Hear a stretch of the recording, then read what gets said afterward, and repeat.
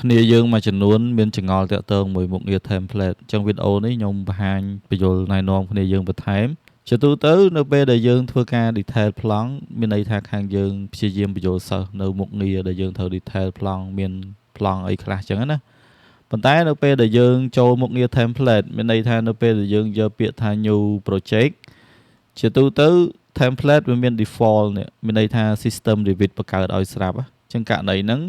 បើសិនជាយើងអត់មានទេយើងអាចចូលទៅយកឬក៏ទៅប្រើអ្វីដែលមានស្រាប់ប៉ុន្តែជាទូទៅអ្វីដែលមានស្រាប់វាអត់ត្រូវមួយការងាររបស់យើងសូម្បីតែយើងយក template ដែល Revit បង្កើតមកក៏អត់ត្រូវមួយការងាររបស់យើងដែរអញ្ចឹងករណីហ្នឹងវា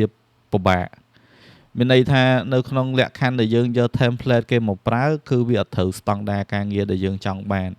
តែបើយើងរៀនយល់យើងបង្កើត template មួយជាតម្រូវ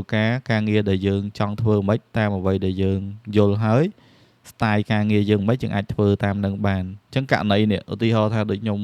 ធ្វើការបរៀនគ្នាយើង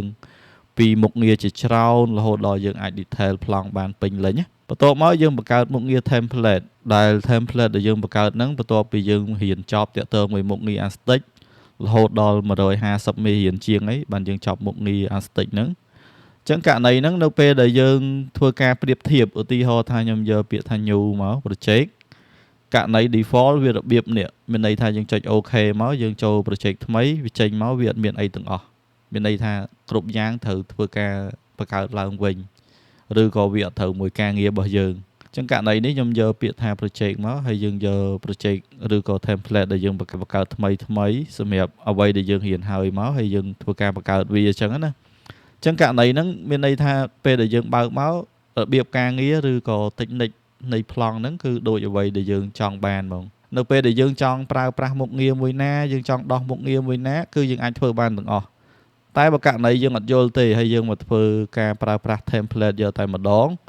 ចំណុចហ្នឹងវាធ្វើឲ្យយើងពិបាកខ្លួនឯងជាពិសេសដូចឧទាហរណ៍ថាយើងអត់ទាន់យល់ពីមុខងារ Revit ហើយយើងទៅប្រើ plugin ឬក៏ add-in